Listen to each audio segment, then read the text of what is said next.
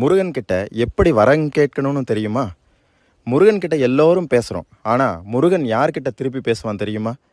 அவன்கிட்ட என்ன கேட்டால் அவன் பதில் சொல்லுவான்னு தெரியுமா?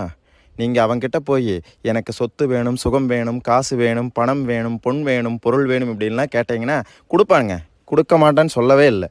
கொடுப்பான், கண்டிப்பாக கொடுப்பான். ஆனால் அதை மட்டும்தான் கொடுப்பான். நீங்கள் இதையெல்லாம் விட்டுருங்க. எதையுமே கேட்காதீங்க. நீங்கள் ஆரோக்கியமாக இருக்கணும், எதையுமே கேட்காதீங்க. நான் ஒரே ஒரு சூட்சமத்தை சொல்கிறேன். அவன் உங்ககிட்ட திருப்பி பேசுகிறதுக்கான சூட்சமம். நீங்கள் ஒன்றும் கேட்காதீங்க. முருகா எனக்கு எதுவுமே வேண்டாண்டா, எனக்கு நீ மட்டும்தாண்டா வேணும். முருகா நீ மட்டும் வேணும். உன்னை விட பெரிய சொத்து எனக்கு இல்லை, உன்னை விட பெரிய சந்தோஷம் எனக்கு இல்லை, உன்னை விட பெரிய நிம்மதி எனக்கு இல்லை அப்படின்னு மட்டும் அவங்ககிட்ட கேட்டுருங்க. அவனே வருவாங்க. அவனே வந்து உங்கள் கூட பேசுவான். நீங்கள் என்ன குறைன்னு நீங்கள் அவங்ககிட்ட சொல்ல வேண்டியதே இல்லை. அவனே வந்து உங்கள் குறையெல்லாம் பார்த்து பார்த்து நிவர்த்தி பண்ணுவான். உங்கள் கூட பேசுவான். கண்டிப்பாக பேசுவான். சத்தியமாக சொல்கிறேன், பேசுவான்.